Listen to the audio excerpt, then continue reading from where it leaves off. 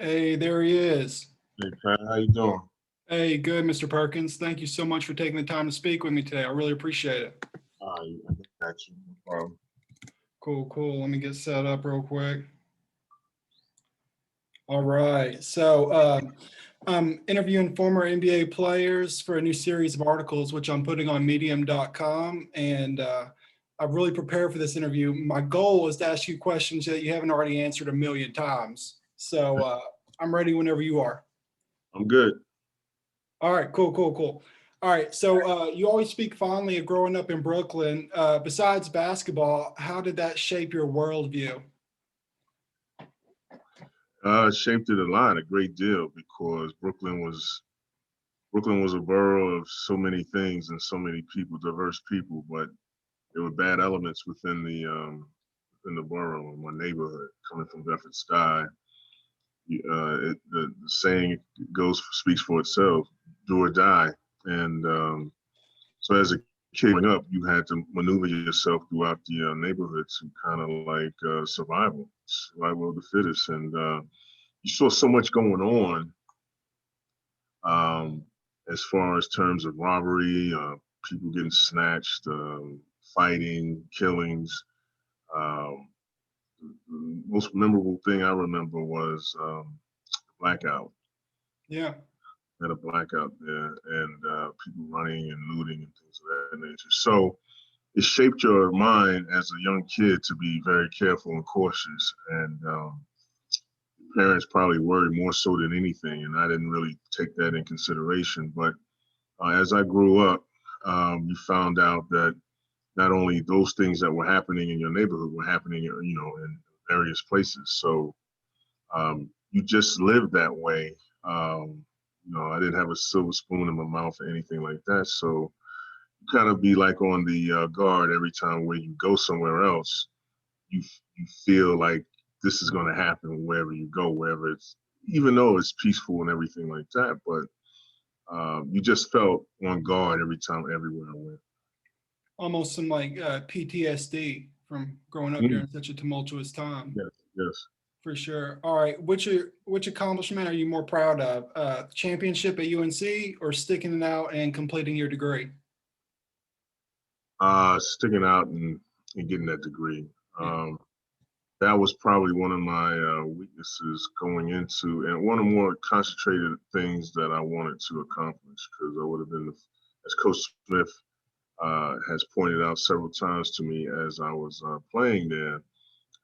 He said, "You'll be the first one in your family to get a degree." And I think the degree thing, people, kids from Brooklyn, black kid from Brooklyn, that wasn't so attainable. It wasn't in the goal of anybody's mind at the time. So going to college was a great thing for me, and I'm very fortunate that I got recruited for basketball. But I think at the same time, I really appreciated that degree, because even though I didn't use it to that, to the fullest, but it just shows that I worked for it, and I had an opportunity to take advantage of the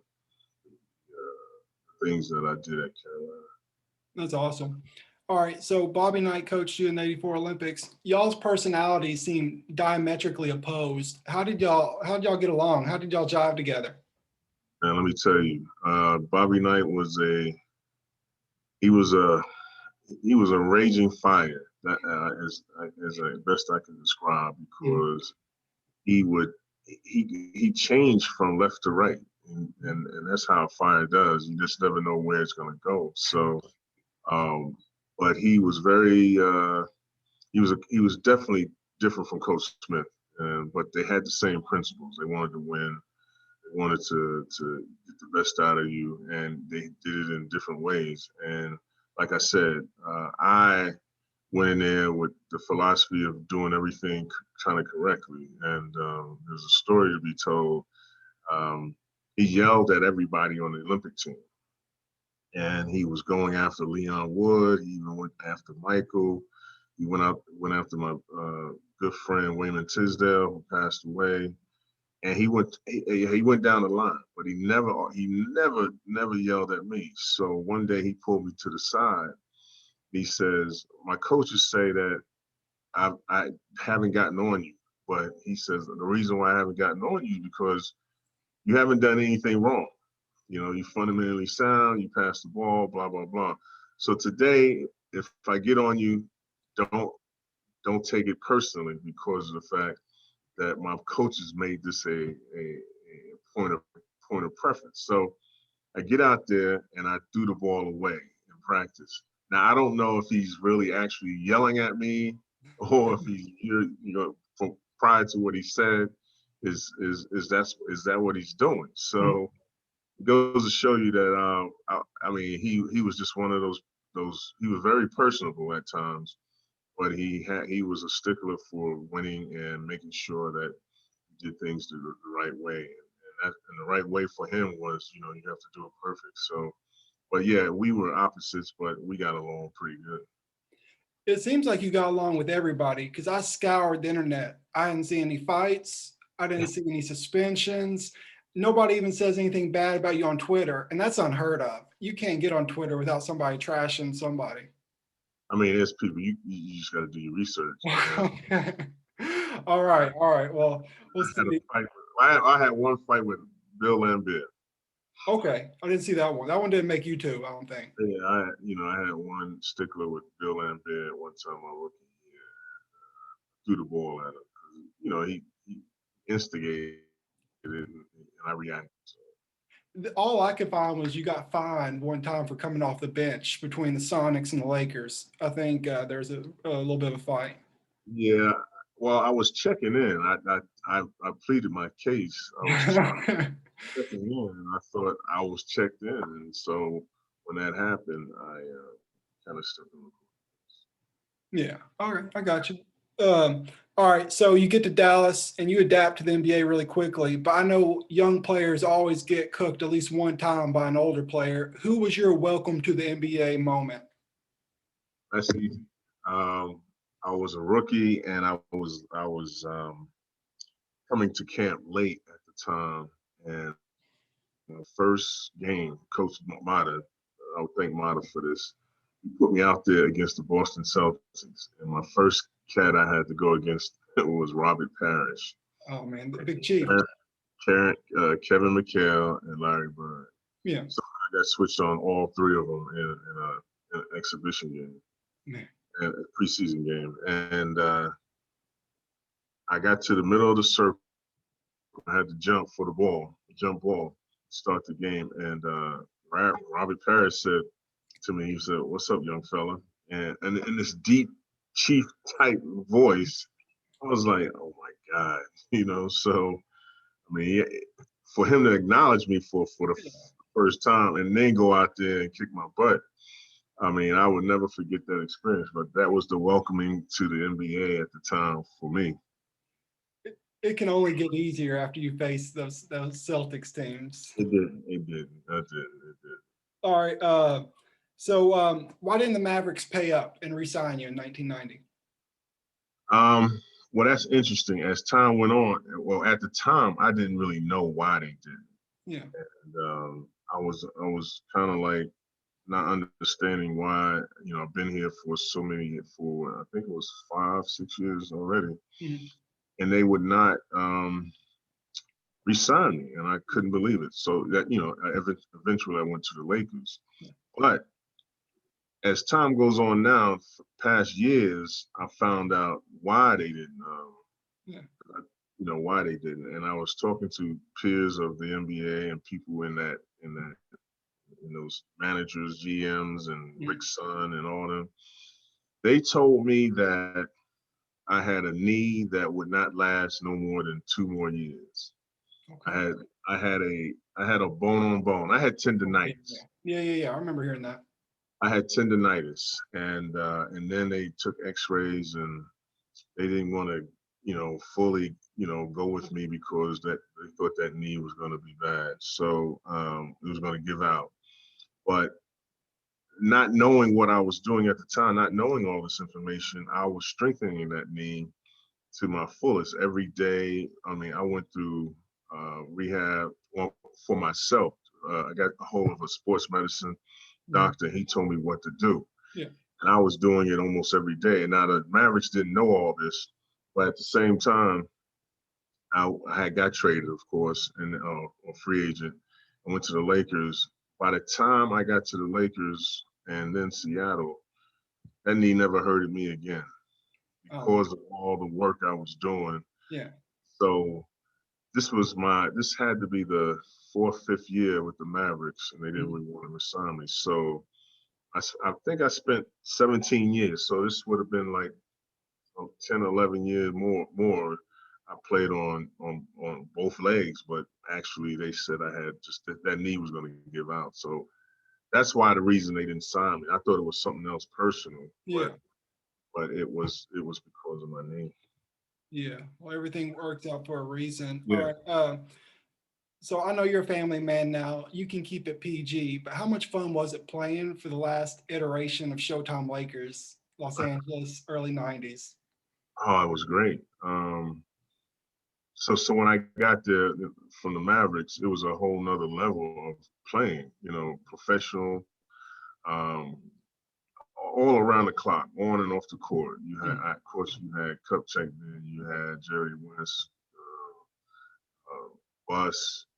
Um, I had AC Green, I had Worthy, Magic, Byron. I mean, I had a whole slew of guys, Mm. and it's just the way they played in practice and being responsible and accountable for whatever you did. But he was in LA as well, so you had to temper that down. You couldn't get too excited because of the fact that you see all this glit and glam. And I told Worthy at one point when I was with the Mavericks, I don't know how you play out here. All this stuff, I could not believe it. But he said, Yeah. you'll get used to it. Yeah. And as I got acclimated after a year or so, you get used to it. So putting on the purple and gold, as they say, was fun because you had to play every night. Forum, I mean, everywhere we went, we had a following. And because of the Lakers and because of Magic, Worthy, and all them, you just had to be on that same page, or you sitting on that bench. But I had a great time there. I believe it. All right. On a more serious note, I've heard you recount the story about how y'all found out about Magic's announcement in 1991, and Hmm. I was a toddler at that time, so I missed like how scary that time was. How did that impact you? How did that impact the team? Like I know how to scare and sadden everybody. Well, I mean, it was a blow to us because we didn't know much about HIV or AIDS at the time, Mm. and we heard that the only way you can transmit it was through we never thought a woman could give it to a man Yeah. or a man can give it to a man. Yeah. It was so uncloudy to Yeah. the point like when Magic told us, we were confused. Yeah. And the NBA at the time had to be educated. The players had to be educated. I remember one time, I think they asked the players if they wanted to play with Magic, and a lot of them resisted because we didn't know if we could get scratched, or because we do get scratched and bruised up during the Okay. game, and blood does kind of pour out, from a scratch. So we thought we, get contaminated or get infected or whatever. So there was a lot of misconceptions about HIV and AIDS, so we had to go get educated at Johns Hopkins Institute. But I do remember that when he did tell us that day, we were at practice at Loyola Marymount, and we were about to get our shots in, and I was getting, doing whatever I had to do, and all of a sudden, Coach Dunleavy at the time told us to come in the circle. He told us go right. He says, put the balls away, go right home, and come back and meet us at the forum at a time like 1:30 or 2 o'clock. Mhm. And we didn't know. I didn't know anything. So went home, came to the forum, sat there in the locker room, and then coach told us what happened. And then Magic came in and told us, and next thing you know, it was like, man, it was, the world just stopped for a Yeah. minute. Yeah. So it was a sunny day, and we remember that the clouds came in after he told us. And we sat there with a couple of teammates, rookies, Tony Smith and Irv Thomas, and we were just in disbelief. And so with all that said, I mean, it was a tragedy, but Magic made it more of a lesson and tried to be the spokesman for that, to those who were skeptical and worried about their life at the time. So he made it a positive thing. Only Magic could, could do that. And, that was great what he was able to turn that into. All right, so you get traded to Seattle. What's the vibe like compared to, leaving LA up to Seattle?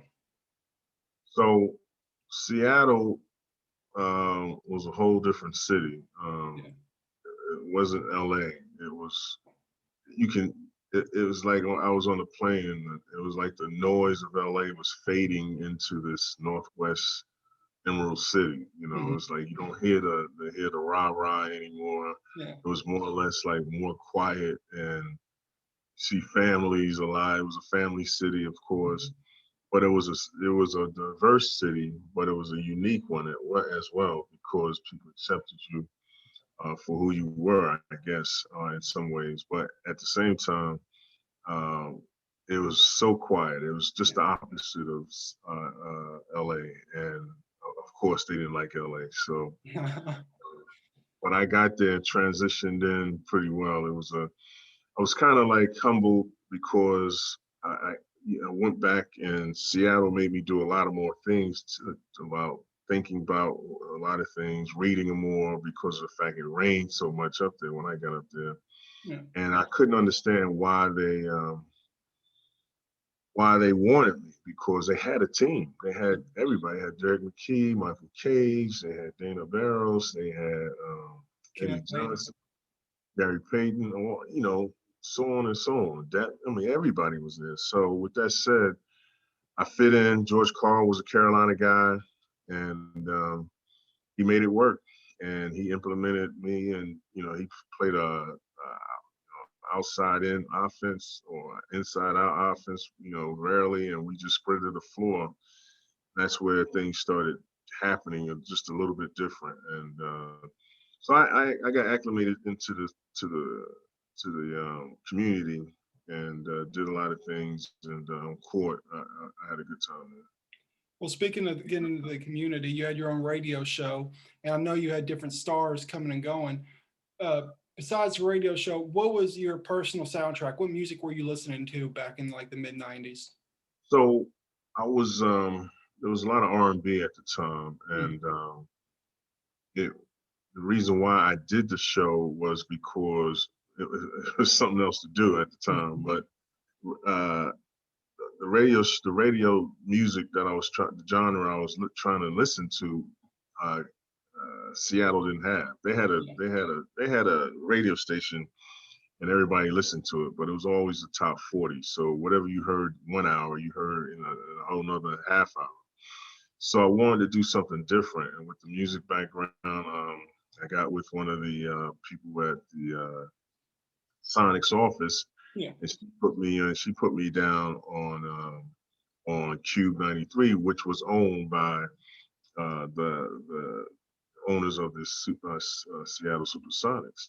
All right. But we didn't know that was in violation because you couldn't work A form of like payment or for full employment. But yeah. nobody said nothing, so we went on and did it. But the genre I was listening to, I brought up there was things that we would listen to, music that we would listen to from New York or LA, Mhm. play Dallas or places that I have been. And so at that time, I was listening to Erykah Badu, Eric Benet, anything from Jay-Z to Nancy Wilson. Um, it was a lot of things, Talib Kweli, Yeah. Tribe Called Quest. There we go. And so we try to bring a lot of flavor that you didn't hear No. uh, Seattle that you would have. And then eventually we had a concert outside, a music concert outside. We had these guys like Eric Benet come, Erykah Badu, Mhm. Pearl Jam, Stan Smith. We had Chris Cornell who came, we implemented a lot of things that it would draw Seattle that would like, that we had these type of people and type of performers come, and George Howard, so all the things, all the genres that I was just talking about, we had a little bit of everything in the Golden Gardens. That's dope. All right. I know everybody's asking you about The Last Dance. My main question is Gary Payton said he slowed down MJ. MJ said he didn't have any problem with the glove. Who was right? Who was wrong? Man, I got to give it to Michael. I Okay. mean, you know, I All mean, he, he slowed him down. I don't know. That's debatable. I don't know where. right. I looked at The Last Dance, and I was actually, matter of fact, I was in The Last Dance, when they played us, and Yeah. it seemed like a dance to me, but uh, I didn't see Gary slow him down. But I think what Gary is pertaining to is that, he didn't get off on a fast start or Yeah. something. Yeah. Okay. All right. So that's where he's coming from. I hope so. I mean, Yeah. I can't see him slowing him down. But at any rate, it was a good series because I think that was the first time for us.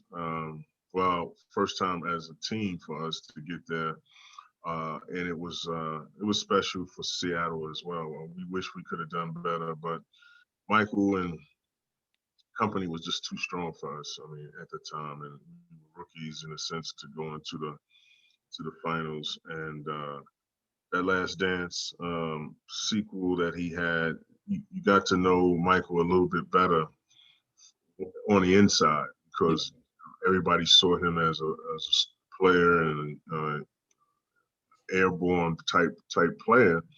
That when you actually went into the guts and the cellar of everything, you saw how he was, and he demanded, perfection from or help or playing hard for your team, and he needed that help. And the way he did it was he got every bit of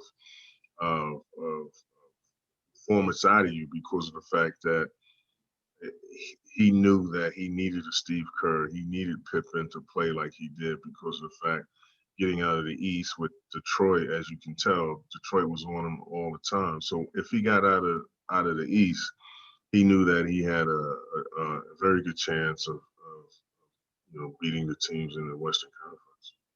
All right. So you get to Indiana.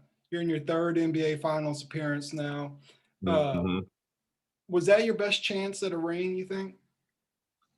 uh, I think my best chance was with LA and Magic, with Magic, Yeah. but that was another opportunity to get a ring because we had just about in every position someone that was capable of doing things. We had rebounding covered. We had the guard play of Mark Jackson Mhm. and Reggie Miller. We had Jalen. I mean, we even had a center. We had Rick Smith, Yeah. He was a bad and boy. and then we had Derek McKee with defensive skills and his slickness to around the hoop. So I mean, we had just about everything, but um, the Lakers at the time just they had Shaq and Kobe, and they had company too. So and then they had, of course, Phil Jackson, and you just couldn't get over that hump. Getting out of the East, I understand because that was my first time in the East with an Eastern team, and we had to beat the Knicks to get there, and we lost to them prior. I remember getting over that hump to get to the finals again. It was a good feeling to get Yeah. there, but after that, coming in second, no one knows. Nobody really cares. Oh no, man, that was a tough team y'all had. All right, you led into my next two questions. What was it like physically trying to stop somebody like Shaq, and then what was it like seeing young Kobe out on the court come into his own and really flourish in that series? Well, uh, guarding Shaq, I mean, I felt like, I mean, you might know what I'm talking about. You ever see a pitcher wrap his shoulder up after 6 innings? Yeah, That's what it felt like. I had to ice my shoulder banging on him yeah, for the whole game, the whole series, because the man was twice as heavy as me, yeah. and he was a force. And when you lean on him, I mean, he can do what he wants. And Mhm. at the same time, I tried to meet him, stiff arm him, at the free throw line and things of that nature. But he was probably one of the hardest guys to guard. I think him, Karl Malone, Kevin McHale, probably were the hardest for me. Oh, how can I forget Akeem Olajuwon? Yeah. But, I think at that time, Shaq was just, he was in his prime. He was very mobile at the time, so he was determined. And he had the 1-2 punch with Kobe. And speaking of Kobe, Kobe was on a tear. Kobe had the mindset of a Michael Jordan, Yeah. and but he was more determined to. He didn't. I don't think he demanded, you know, things out of his players or his teammates like Michael did, but he was more determined to be the best on the court and try to go at you on his own. And he won some games on his own. He makes mistakes, but I mean, he's covered by because he's such a hard worker, and his game habits, his perfection. You know, when he goes to practice was just unreal, and it came. And when it game time came, it became so much easier for him. Yeah, for sure. All right, I'm gonna start trying to. I know we're running late on time. Biggest trash talker you ever played against in the NBA? Biggest trash talker. Well, it was Gary. Then there was another kid that was Vernon Maxwell. Oh, Mad Max. Yes, and then of course it was he mumbles now, Charles Barkley. Okay. All right. I had to guard Charles a couple of times, so he would trash talk a great deal. All right. So I'm a sneakerhead, and this one's puzzled me for the past few days. I saw some photos of you wearing some I think some Asics, and then some Reeboks, the Right. pumps, and then I saw you in your career in Puma. What was going on? Was it just business, or did you like have an affinity for one brand or the other? What was the story behind that? So the A6 thing was my rookie year, Mhm. and they were introducing themselves for it to be a basketball shoe. Mhm. So they they everybody went with Nike, and they contact my accountant or agent at the time, and they wanted a player to wear the shoes. Mhm. They brought me over to Japan. My father and I went over to Japan. They did the whole nine, like just like they would do today in Yeah. so many ways. And so they wanted me to wear the Asics shoes, and that's the story behind that. So I went with Asics, and yes, it was business. Yeah. And then Reebok came in, and they were doing their black top shoes. Yeah. We had a couple of us like Reggie Lewis, Dominique Wilkins, Greg Anthony, um, Brian. Brian, he was the coach at LA at the time um, for a short time. Yeah. But anyway, they had Boston too. Okay. Cool. And anyway, they had us all wearing the shoe at the time, and Mhm. so lady by the name of Joanne Borzakian from Boston. She and Reebok was headquarters was in Boston, Mhm. and that's how that happened. Yeah. And then Puma, uh, after the Reebok thing, Puma came in and they had Vince Carter as their face, and he was a Carolina guy, so I was a Carolina guy. So they put me down with Puma, and that's how everything evolved and stuff. So Yeah. yeah, I never wore Adidas until after the fact. I got out of the league and things like that. So it was, and because the Nike didn't come to me, I never wore Nike before that. So I never owned a Nike shoe during my career. No, I like it. You low key had a really cool sneaker history, so I really Yeah, like some of the old shoes you were it wearing. was All right. different. All right. So how would Big Smooth have handled social media back in his playing days? Man, well, I'm not on Twitter right now, so I don't know if I would have been a Twitter head. Yeah. But and it doesn't phase me. But social media back then, if they knew what was going on back then with all of us, I mean, they would have to censor some things like they're doing people now these days. But Um, man, we were very fortunate that social media wasn't as popular as it is today. But I think we would have been just trying to do the same thing, trying to just privately put some things on there, trying to express yourself as well.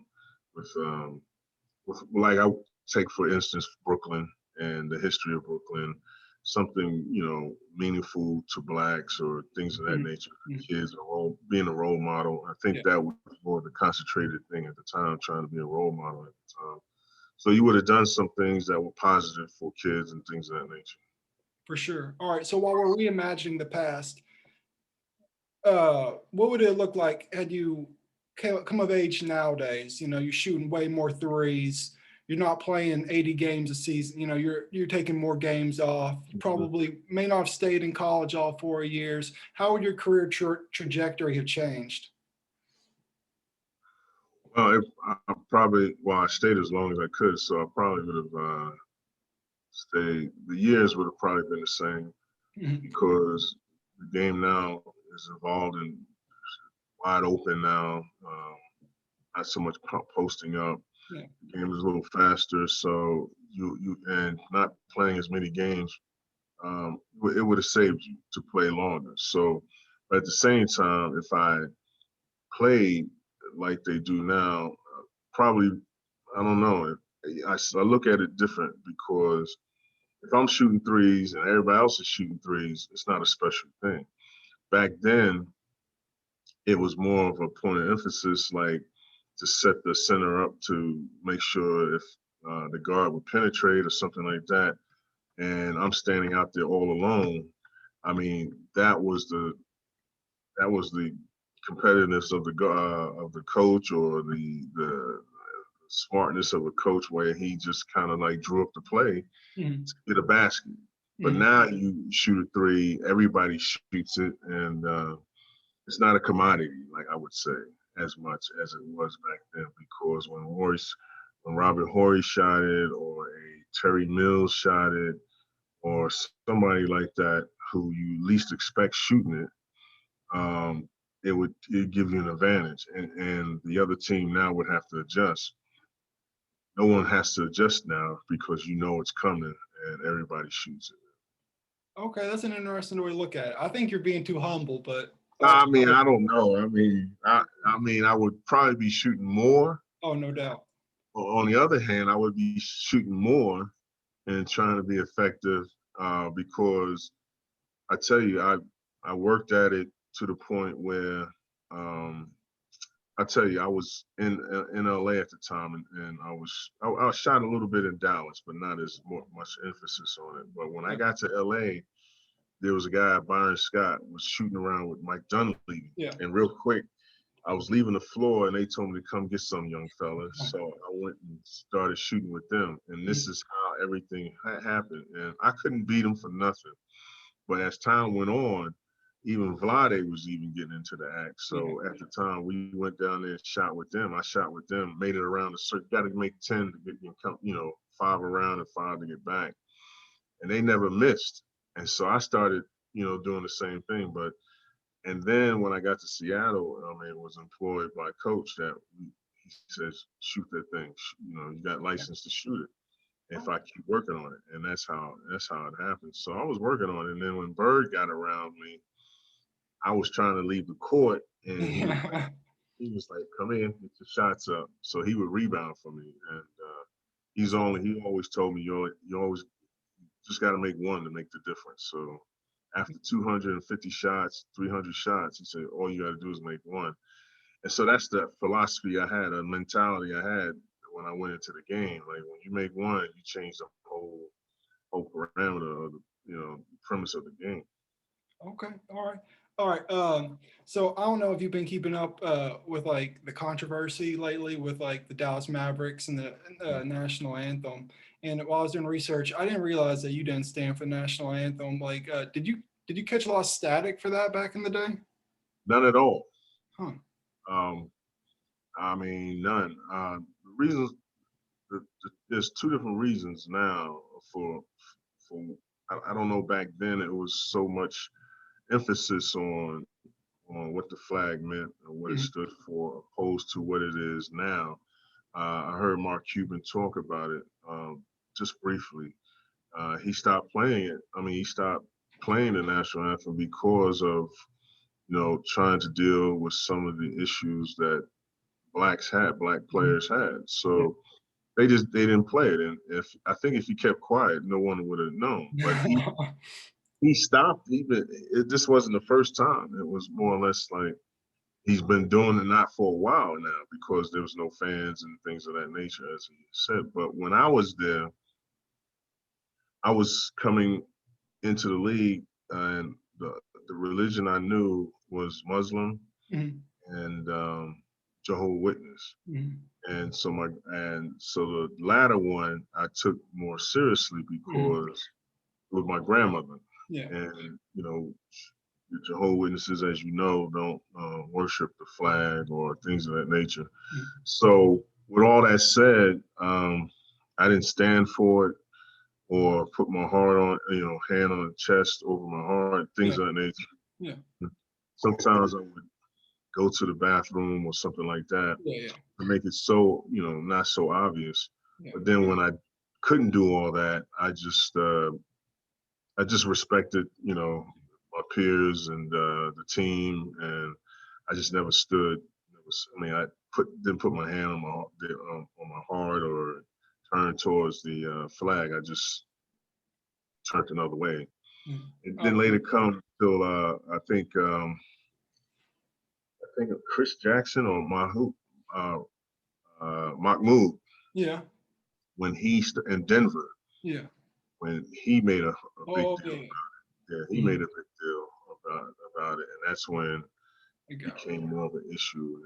But when I did it in Dallas, Yeah. no one really even said anything That's cool. because of the way I did it. Yeah. Yeah. No doubt. No doubt. You were definitely, I mean, fair, more than fair to yourself and to Right, others. right. All right. Last question. Um, Global ambassador, special. You're involved in the Special Olympics. You got your own basketball camp, and you got all these different things going on. How can we get you to run for political office? You won't. Yeah, man. I mean, it's so scrutinized. I follow it so much more now because all the issues that are all the things and all the detrimental things, good and bad, that has happened. Um, I think as a black player, black man, period, family guy, you tend to listen more what's going on for the sake of your kids and let them know that what's going on and pay attention as well. So um, being a politician, as Barack Obama says, you're gonna have to sacrifice a great deal, Yeah. and he had did that at the time. But I think more so it's just that some people are made for it and some people aren't, and I'm definitely not a top politician, but I politic with my daughters and friends, and we get in debates all the time, and we have issues, but we agree to disagree, and then we come back and and do it again in a barbershop or somewhere or a frat brother. Hmm. We always come back to ourselves and try to agree on things that and help our communities in so many different ways and reach out to people that are in need. All right, I'm gonna squeeze in one last one. What's something you want to see the Biden administration accomplish over the next 4 years? Like, I know obviously we're all, want vaccines and everything, but what's something personal to you that you want to see them accomplish? Well, I think more than anything, people are struggling. Young minds are struggling with the college debt. Yeah. I mean, there's so many things, avenues to go down, but the college debt is one of the things that are hurting people getting getting a good education. Hmm. The minimum wage is another thing, but it's all across the board. Those things and healthcare for everyone is probably on people's mind. Um, the detriment that we're in now, people losing their jobs, losing their homes, being evicted. Those are the greatest needs and concerns that everybody needs to kind of concentrate on because of the past previous administration just kind of did so much damage to everything. It's like they made a mess everywhere, and then they didn't clean it up. So, but there's so many issues taking kids away from from their parents, for immigration, to allowing DACA people to come in here and have a free education.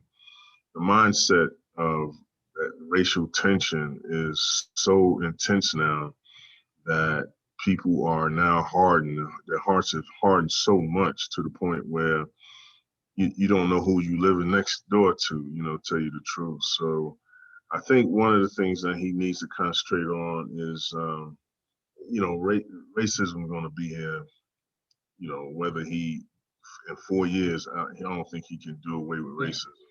What he can do is try to temper it,